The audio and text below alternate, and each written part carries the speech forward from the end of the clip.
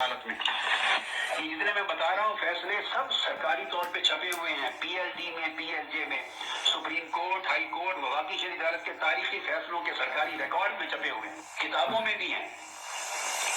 1984 में वफाकी शरी अदालत में कादियानियों ने अपील दायर की कि हमें हमारी इबादत गाहों का नाम मस्जिद रखने से रोका जा रहा है, हमें कलमा पढ़ने से रोका जा रहा है, अजान से रोका जा रहा है, वगैरह वगैरह। जो शायर इस्लाम थे इनके इस्तेमाल की इजाजत दी जाए, मुस्लिम अक़लियत हमें मजहबी आज़ादी दी जाए, उसमें मुदाखलत क्यों की जा रही है? मजहबी आज़ादी दी जाए, ये हमारा मजहब है, हमारे शायर हैं, तो हमें इजाजत दी जाए, उसमें मुदाखलत न की जाए। ये आइन है पाकिस्तान का। ये केस था, इस पर पूरे मुल्क के ये सारे उलमा पेश हुए, चोटी के। जब ये पेश हुए, पूरी समाअत हो चुकी, तो मैं अल्लाह को गवाह बनाकर बता रहा हूँ, ला इलाहा इल्लल्लाह मुहम्मद रसूलुल्लाह, ये सारे शिकस्त खा गए। तो मैं अल्लाह को गवाह बनाकर बता रहा हूँ, ला इलाहा इल्लल्लाह मुहम्मद रसूलुल्लाह, ये सारे शिकस्त खा गए। अब ये अंदर की स्टोरी है, मैं आपको आज अंदर की बात बता रहा हूँ। और कादियानियों की अपील को खारिज नहीं करवा सके और अपनी तस्दीक करवा ली। इसमें वो तहफ़्फ़ुज़ नामूस रिसालत वाले भी थे, तहफ़्फ़ुज़ ख़त्म नबूवत वाले भी थे, उलमाए देवबंद भी थे, अहले हदीस भी थे, अहले सुन्नत भी, सारे थे। अदालत के जो सवाल थे जो कादियानियों ने उठाए थे, उनमें से किसी एक का भी जवाब नहीं दे सके। अदालत के जो सवाल थे जो कादियानियों ने उठाए थे, उनमें से किसी एक का भी जवाब नहीं दे सके। कादियानियों ने अस्सलाम वालेकुम वरहमतुल्लाहि वबरकातुहू। अभी शख्स ने 2 या 2.5 कसमें खाई हैं कि उनके पास कोई जवाब नहीं था। तो फिर क्या हुआ ये नहीं बता रहे वो। फिर वो हुआ जो आजकल हो रहा है, जो आजकल का इल्लीगल आर्मी चीफ जो कर रहा है ना, उस वक़्त के इल्लीगल आर्मी चीफ ज़ियाउल हक ने ये किया था, चीफ मार्शल एडमिनिस्ट्रेटर ने, हाँ जी, वो किया था जो आजकल हो रहा है हमारी अदालतों में। अदालतें भी कि उनके बस करना है तो फिर करना है, कुन फयकून कर दो। तो ये हुआ था जो शाखसाना इस मुल्क का चलता रहना है। अब इस शख्स ने झूठी कसम खाई हो तो ये जिम्मेदार से बीच में शामिल था ना, तो मुझे तो ये ऐसा नहीं लग रहा कि ये वाली कसम इसने झूठी खाई हो। स्पेशल जो है ना ब्रेकिंग न्यूज़ के साथ हाजिर हैं।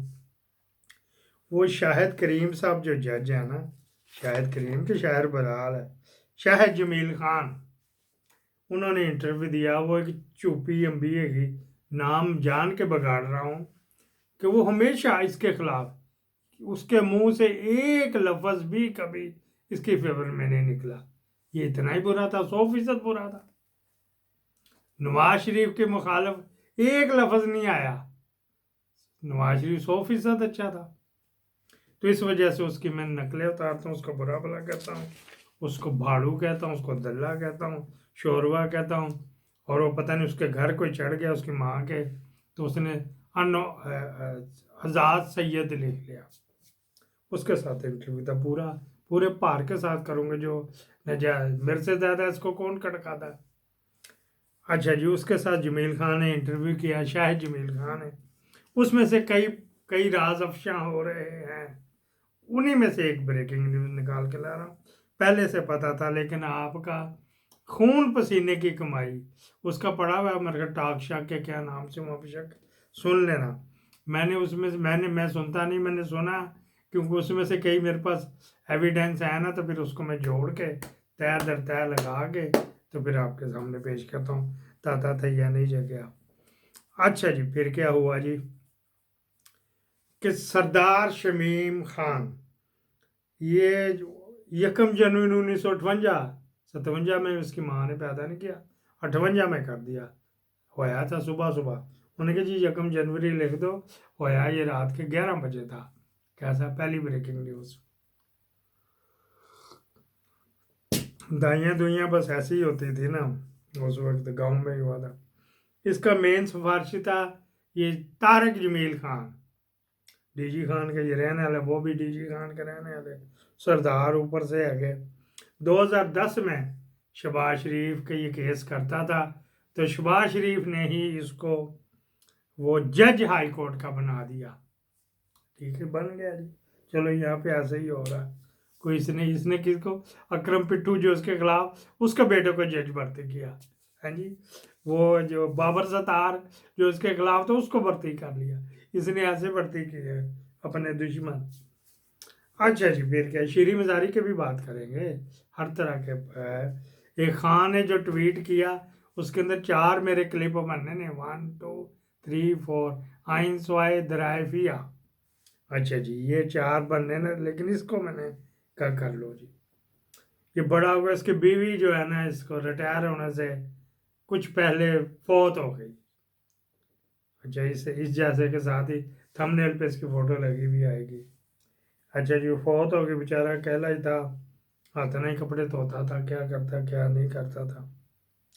फिर उसको तारिक जमील साहब ने कहीं से रिश्ता मंड दिया। उसका पहला नाम कुछ और था, अब वो आयशा सरदार शमीम लिखती है। ठीक है जी।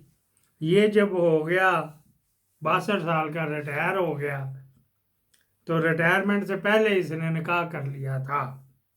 61 साल का था जब इसने निकाह कर लिया। है ना, हम साहे है ना। वो जनाब अली ज्यादा नहीं, 22 साल की बच्ची थी जिससे शादी कर लिया। अच्छा जी, पहले क्या किया इसने, खुफिया निकाह किया तो उसको ड्राइविंग करता रहा। फिर इसने उसी के होते हुए फिर बेनिफिट बढ़ जाते हैं, प्रिविलेज बढ़ जाते हैं। अगर बीवी भी हो तो पेंशन होने के अगर बाबा जी राती बड़ी मेहनत करनी पैंती है। हाँ जी, तो ये जो है ना बेली, कुछ तो मेरे पल्ले लाओ, उनका घबराना, मैं पेंशन तेरे पर, तेरे नाम पेंशन लिख देना, EOBI पेंशन लिख देना।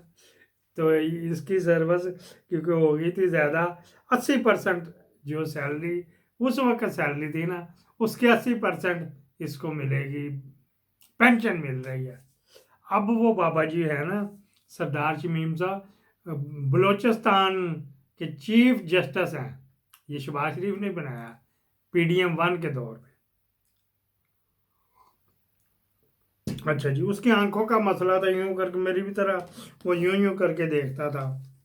बुढ़ापा तो बस कोई हो गया, कोई ऐसा चक्कर को कुश्ता खा लिया उसने, वो लड़ गया। जिस तरह मेरी ये आंख खराब है, तो वो उसको लड़ गया, तो वो जनाब अली चलता रहा। तो वो जनाब चलता रहा।